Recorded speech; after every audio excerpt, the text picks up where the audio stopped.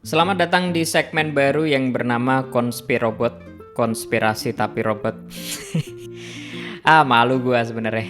Jadi di sini gua akan menjelaskan banyak konspirasi yang ada di dunia ini dan gua akan memberikan pandangan pribadi gua mengenai berita-berita ini. Karena banyak banget sebenarnya berita konspirasi yang bombastis, fantastis, meledak-ledak, tapi ujung-ujungnya juga nggak bener. Nah, dari situlah gue memutuskan untuk membuat konten atau segmen ini yang bernama Konspirobot.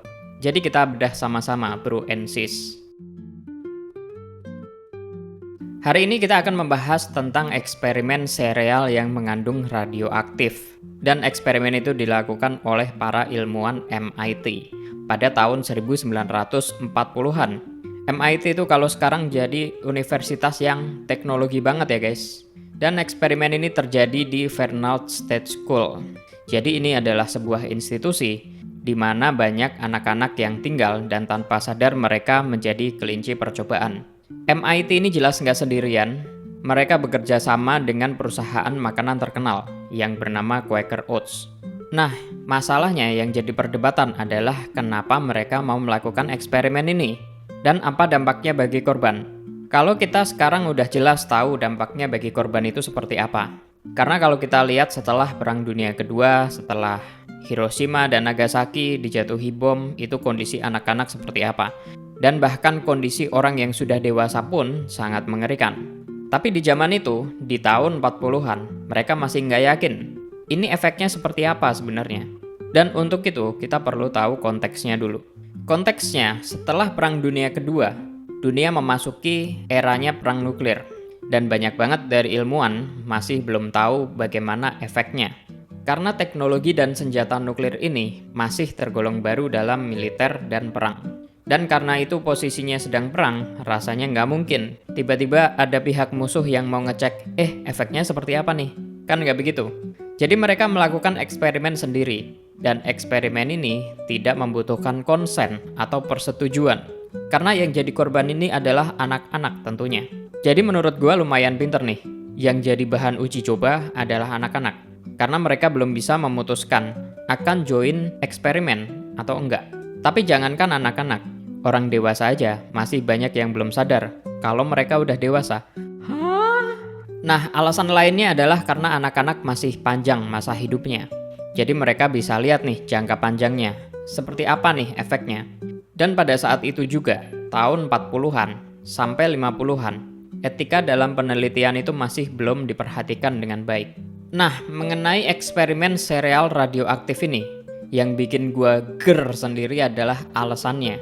Jadi alasannya itu adalah mereka mau mempelajari bagaimana tubuh manusia menyerap zat besi dan kalsium. Oke, kita balik lagi ke konteksnya zaman dulu. Zaman dulu kan orang masih belum tahu ya, yang namanya penelitian itu juga belum bisa maju seperti sekarang. Dan orang juga masih banyak rasa pengen tahunya. Nah, terus bahan aktif apa aja yang mereka campur dengan sereal ini? Bahan itu adalah isotop radioaktif seperti kalsium 45 dan besi 59. Kalau kita mau lihat korbannya ini sebanyak 57 anak jadi subjek penelitian ini. Dan kira-kira lu tahu hadiahnya apa? Hadiahnya adalah permen dan perjalanan gratis karena sudah berpartisipasi. Gokil, sakit nih orang. Jadi seperti yang dijelaskan di awal ya, karena ini nggak pakai konsen atau persetujuan sama sekali, mereka juga nggak tahu kalau makanan yang mereka makan itu udah dicampur dengan radioaktif. Mereka juga nggak tahu kalau tubuh mereka itu sedang digunakan untuk mengukur efek radiasi. Bayangin aja, pas mereka melakukan perjalanan, tiba-tiba badannya meledak gitu kayak nuklir, gitu ya. Itu kan malah jadi semacam bencana gitu ya. Tapi kira-kira gitu nggak ya mikirnya? Rasanya bukan ya. Oke, aku kurang pintar. Nah, sekarang kita akan masuk ke bagian konspirasinya, yaitu kita akan membahas masalah motif utama. Setidaknya motif utamanya ada dua. Yang pertama adalah bagaimana mineral dalam makanan itu diserap oleh tubuh. Dan yang kedua adalah untuk kepentingan industri makanan. Jadi perusahaan makanan ini, Quaker Oats, ini pengen membuktikan bahwa produknya ini lebih bergizi dibandingkan dengan pesaingnya. Berarti motifnya adalah motif bisnis. Nah, sayangnya kontroversinya adalah mereka menggunakan eksperimen pada anak-anak. Karena yang kita tahu, anak-anak itu nggak mampu melawan gitu ya. Jadi sebenarnya lebih ke arah caranya yang nggak bagus dalam mereka bereksperimen. Tapi beberapa juga percaya ada konspirasi lain, yaitu terkait dengan proyek pemerintah. Sejujurnya, kalau pemerintah mau melakukan eksperimen ini, itu juga make sense menurut gua. Karena kalau mereka tahu efek dari radiasi ini, otomatis mereka akan menciptakan sesuatu yang lebih besar. Seperti yang kita tahu pada era 1950-an, itu kan eranya Perang Dingin. Yang namanya Perang Dingin itu, semuanya pada adu teknologi. Siapa yang bisa nyampe ke bulan pertama kali, siapa yang bisa bikin teknologi pertama kali, siapa yang mata-matanya paling bagus, itu yang diadu biasanya. Nah, terus apa yang terjadi pada anak-anak yang terlibat dalam eksperimen? Sebenarnya banyak dari mereka mengalami efek yang tidak diketahui selama bertahun-tahun. Karena kita tahu juga ya, kalau misalkan ada eksperimen yang kontroversi, itu bisa segera ditutup-tutupi. Apalagi korbannya adalah anak-anak. Dan bisa jadi mereka juga bekerja dengan pemerintah untuk menutup-nutupi hal tersebut. Nah, bagian crazy-nya juga nih ya, klaimnya dosis yang diberikan pada anak-anak ini adalah dalam taraf aman. Tapi faktanya, tidak pernah ada penelitian jangka panjang untuk membuktikan klaim ini. Dan yang lebih parahnya lagi, kasus ini bukan 5 tahun atau di bawah 10 tahun baru terungkap, tapi puluhan tahun kemudian. Artinya bisa di atas 10 tahun baru terungkap kasus ini. Jadi kita bisa membayangkan bagaimana ngerinya. Pas kita dewasa, kok badan gua sakit, ternyata pas kecil gue jadi bahan eksperimen.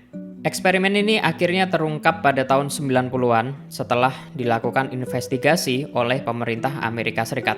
Pada tahun 1994, Presiden Bill Clinton membuat komisi untuk menyelidiki eksperimen manusia yang melibatkan radiasi. Dan akhirnya setelah investigasi itu dilakukan, MIT dan Quaker Oats mengakui peran mereka dan mereka juga menghadapi tuntutan hukum dari para korban. Akhirnya pada tahun 1998, penyelesaian hukum dilakukan dan para korbannya sendiri menerima kompensasi sebanyak 1,85 juta dolar. Ya, kalau ada kasus begini pasti ujung-ujungnya adalah kompensasi. Kompensasi dalam bentuk apa? Pastinya dalam bentuk uang. Karena sebenarnya sebanyak-banyaknya uang yang mereka kasih sebagai kompensasi, itu sebenarnya nggak akan bisa merubah nasib mereka dari kesehatan dan trauma mereka. Dan yang paling ngeri adalah bagaimana kalau itu nggak hanya terjadi di Amerika. Misalkan terjadi di Indonesia atau di negara lain, kita nggak pernah tahu. Dan bagaimana menurut lo, apakah eksperimen seperti ini masih ada atau enggak? Mungkin bentuknya bukan radiasi gitu ya, bukan radioaktif, tapi bahan-bahan yang berbahaya juga. Gimana menurut lo? Tulis di kolom komentar. Terima kasih dan sampai jumpa.